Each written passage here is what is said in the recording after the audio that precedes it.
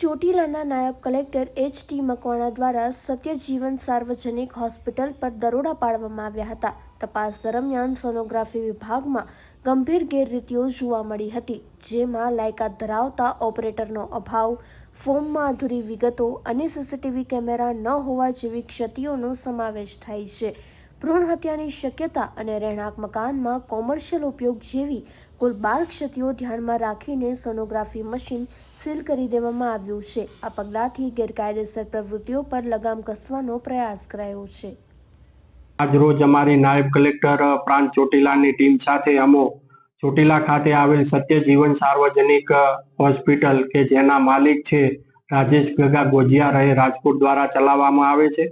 આ હોસ્પિટલની અંદર જે એક પોર્ટેબલ સોનોગ્રાફી મશીન પણ રાખવામાં આવેલ છે અને જેમાં સમયાંતરે ડોક્ટર ગૌતમ ગવાણિયા અને ડોક્ટર ભવદીપ ગઢવી જેવા ગાયનેકોલોજીસ્ટ આવી અને સોનોગ્રાફી ચલાવતા હોય અને પરફોર્મ કરતા હોય તેવી હકીકત રેકર્ડ આધારિત સામે આવેલ છે.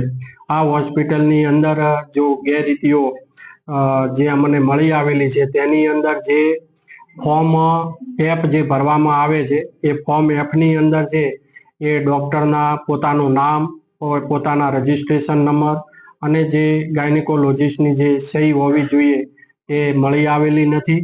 તેમજ જે પીસીપીએનડીટી એક્ટ છે એ એક્ટની અંદર સેક્શન 4ની અંદર ખાસ પ્રાવધાન આપેલા છે કે કઈ કઈ કન્ડિશનની અંદર પ્રી ડાયગ્નોસ્ટિક ટેસ્ટ થઈ શકે અને કઈ કન્ડિશનની અંદર એ ડાયગ્નોસ કરવાનું નથી જેવી સખત જોગવાઈ કરવામાં આવેલ છે. પણ તે સેક્શન 4નું પાલન કરેલું હોય તેવું કોઈ પણ જગ્યાએ અહીંયા રેકર્ડ આધારિત જણાતું નથી. સાથે સાથે ફોર્મ બીની અંદર રિન્યુઅલ અંગેની કોઈ વિગત છે દર્શાવવામાં આવેલી નથી.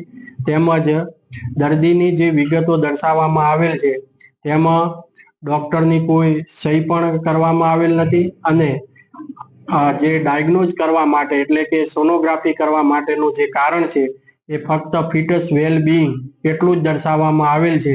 ખરેખર કઈ કઈ સિરિયસ મેટર કે કયા કારણોથી આ સોનોગ્રાફી કરવામાં આવેલ છે તેના કોઈ પુરાવા રજૂ કરવામાં આવેલ નથી. સોનોગ્રાફી જે મશીન રાખવામાં આવેલ છે એ મશીનની જે દરવાજો છે દરવાજો એ અને ઓપરેશન થિયેટર ઓટીનો દરવાજો છે એ કનેક્ટેડ છે. તો એ કયા કારણોસર એ કનેક્ટેડ છે એના પણ કોઈ પુરાવા નથી.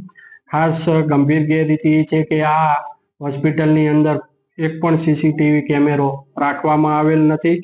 તેમજ આ બંને ગાયનેકોલોજીસ્ટ ડૉક્ટર ગૌતમ ગવાણિયા અને ડૉક્ટર ગઢવી અહીંયા આવી અને સોનોગ્રાફી કરતા હોય તેના પણ કોઈ આધાર પુરાવા તેઓના જે હાજરીના રજિસ્ટર હોય છે, પછી સ્ટાફ એ ક્વોલિફાઈડ છે કે કેમ, સ્ટાફ અંગેના પણ કોઈ આધાર પુરાવા અને તેમની હાજરી અંગેના આધાર પુરાવા રજૂ થયેલ નથી.